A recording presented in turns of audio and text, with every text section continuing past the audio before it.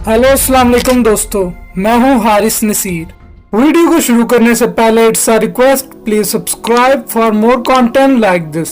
दोस्तों, splitting of moon यानी कि चांद के दो टुकड़े होना, ये लास्ट प्रॉफिट मोहम्मद सल्लल्लाहु अलैहि वसल्लम का एक बहुत ही यूनिक, इनक्रेडिबल और एक्स्ट्राऑर्डिनरी मिरेकल है। और तो दोस्तों, इस मौजे को आज हम साबित नहीं कर सकते। यानी कि अगर कोई नॉन मुस्लिम हमसे पूछता है कि ये जो तुम्हारे नबी सल्लल्लाहु अलैहि वसल्लम ने चांद को दो टुकड़े किया था, ये मुझे करके दिखाओ, तो हम आज के टाइम में नहीं कर सकते। सेम उसी तरह जिस तरह क्रिश्चियंस और ज्यूज आज की डेट में बाकी सारे प्रॉफिट्स के मिरेकल्स को नहीं करके दिखा सकते। इसीलिए दोस्तों, हम मुस्लिम्स ये मानते हैं कि प्रॉफिट मोहम्मद सल्लल्लाहु अलैहि वसल्लम का सबसे बड़ा मौजज़ा कुरान पाक है, जो कि हम क़यामत के दिन तक हर नॉन मुस्लिम को दिखा भी सकते हैं और इसको साबित भी कर सकते हैं। अब दोस्तों, वीडियो में आगे बढ़ने से पहले आप तमाम लोग एक बात जान लो कि कोई भी प्रॉफिट अपनी मर्जी या ताकत से कोई भी मिरेकल यानी कि मौजज़ा नहीं कर सकता, बल्कि जितने भी मिरेकल्स तमाम प्रॉफिट्स ने परफॉर्म किए,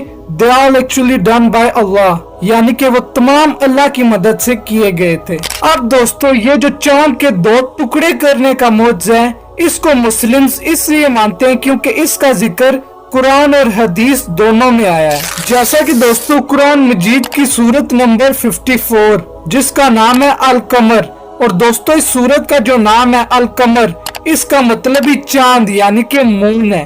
तो अगर हम इस सूरत की वर्स नंबर 1 और 2 को देखें तो उसकी ट्रांसलेशन कुछ यूं है, कयामत की घड़ी आ गई और चांद फट गया, मगर उन लोगों का ख्याल ये है कि ख्वाह कोई भी निशानी देख लें, मुंह मोड़ जाते हैं और कहते हैं कि ये तो चलता हुआ जादू है। दोस्तों, कुरान में इस मौजज़े को शक्ल कमर का नाम दिया गया है। अब अगर दोस्तों मैं आपको अपने अल्फाज में बताऊं तो आप सल्लल्लाहु अलैहि वसल्लम ने जब मुशरिकीन मक्का को हक की दावत दी तो उन्होंने ये मुतालबा किया कि उन्हें कोई निशानी दिखाई जाए या कोई मौजज़ा दिखाया जाए, ताकि वो इस बात का यकीन कर सके कि आप सल्लल्लाहु अलैहि वसल्लम अल्लाह ताला के सच्चे रसूल हैं।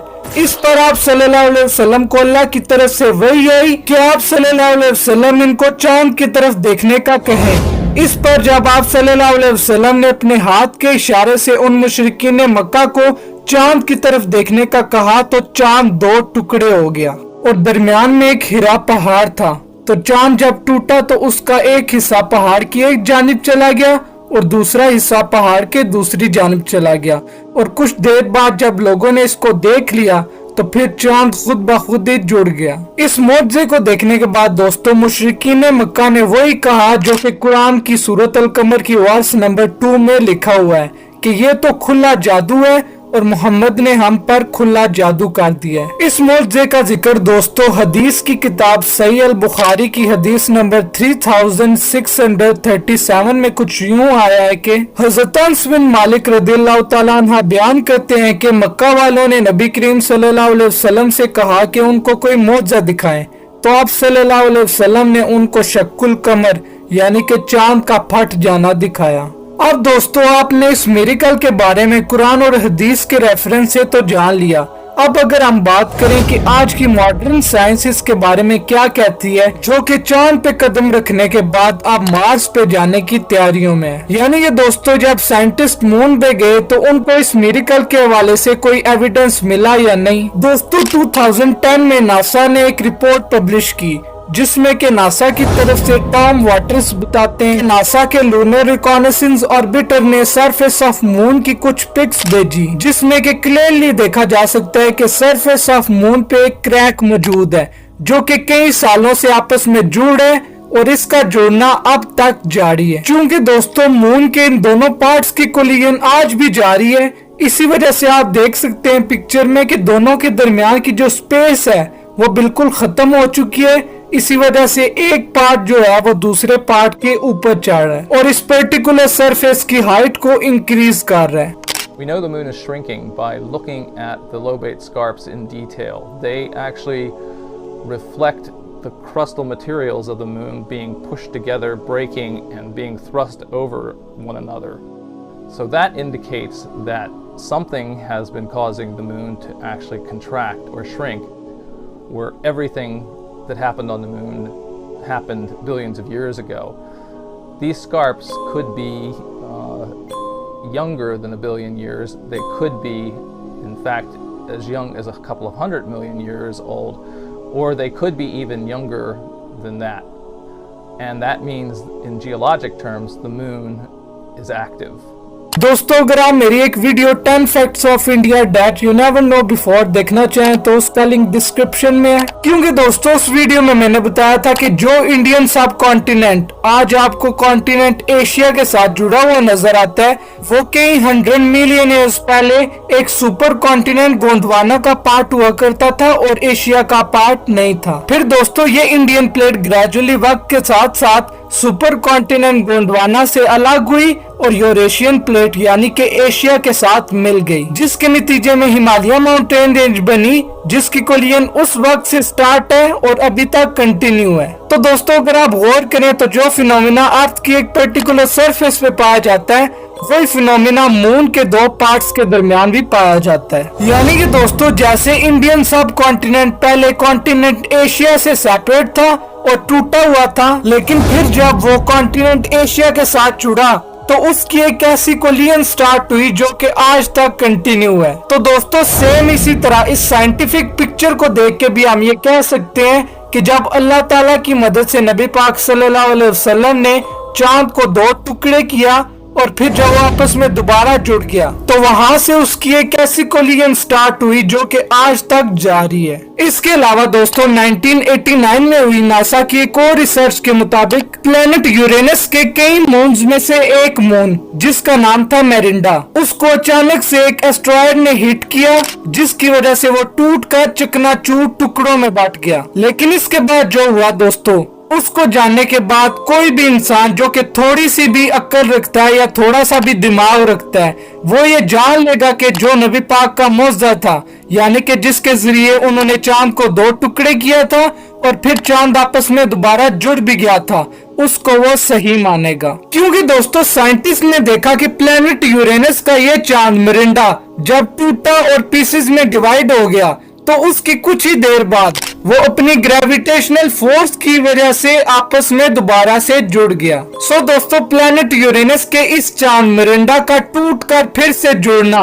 वाकई शकुल कमर को सच्चा साबित करता है। और दोस्तों ये दोनों साइंटिफिक रिसर्च ये साबित करती हैं कि आज 1400 प्लस ईयर्स गुजरने के बावजूद भी कुरान जिसकी हिफाजत का जिम्मा खुद अल्लाह ताला ने लिया है, उसका हर लफ्ज महफूज है और उसकी हर आयत सच्ची है। लेकिन दोस्तों जब नासा ने ये देखा कि ये जो साइंटिफिक रिसर्च है ये तो मुस्लिम कुरान और इस्लाम के फेवर में जाती हैं और मुस्लिम इसको अपने लिए इस्तेमाल कर रहे हैं, तो उन्होंने ये स्टेटमेंट दी कि ऐसा कुछ नहीं हुआ था पास्ट में कि कभी चांद दो टुकड़े हुआ हो और फिर से जुड़ गया हो। It's impossible. लेकिन दोस्तों शायद नासा को इस बात का पता नहीं था कि मुस्लिम्स को साइंस के गलत या सही होने से कोई फर्क नहीं पड़ता और न ही उनके ईमान पे इसका कोई असर पड़ता है, क्योंकि मुस्लिम्स तो गैब पर ईमान रखने वाले हैं। क्योंकि दोस्तों हम ये बात जानते हैं कि साइंस अभी इतनी एडवांस नहीं हुई कि उसने दुनिया की हर चीज को कवर कर लिया हो। दुनिया में बहुत सी चीजें ऐसी हैं जिनको अल्लाह ताला ने गैब के पर्दे में रखा हुआ है। इसीलिए दोस्तों अगर कोई साइंटिफिक रिसर्च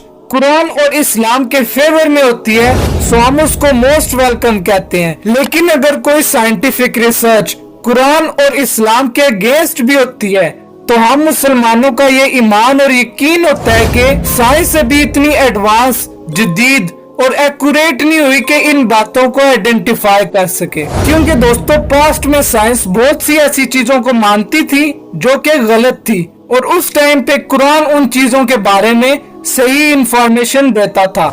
लेकिन बाद में जाके साइंस को ये पता लगा कि जो चीजें कुरान बताता था वो एक्चुअल में भी ठीक थी। फॉर एग्जाम्पल साइंस पहले मानती थी कि दुनिया गोल नहीं है बल्कि फ्लैट है और कुरान ने 1400 साल पहले बता दिया था कि दुनिया गोल है। कुरान की सूरत नंबर 39 जिसका नाम है अज़-ज़ुमर, उसकी वर्स नंबर 5 में लिखा है कि वही है जो दिन पे रात और रात पे दिन लपेटता है। और दोस्तों हम सब जानते हैं कि जब भी किसी चीज को लपेटा जाता है तो वह सर्कल की डायरेक्शन में लपेटा जाता है। जैसे कि दोस्तों आप अगर किसी रस्सी या धागे को लो और उसको जिस तरह के फ्लैट सरफेस होती है बिल्कुल सीधी, उसको भी सीधा लेके जाओ हॉरिजॉन्टली या वर्टिकली, जिस तरह भी आपकी मर्जी है। तो दोस्तों आप उसको कभी भी नहीं लिपेट सकते अनलेस कि आप उसको सर्कल की फॉर्म में घुमाओ ना। सो दोस्तों यही बात कुरान में लिखी हुई है कि लपेटा उसी चीज को जाता है जो कि गोल होती है। इसके अलावा दोस्तों साइंस पहले ये भी नहीं मानती थी कि माँ के पेट में जो बेबी का एम्ब्रियो होता है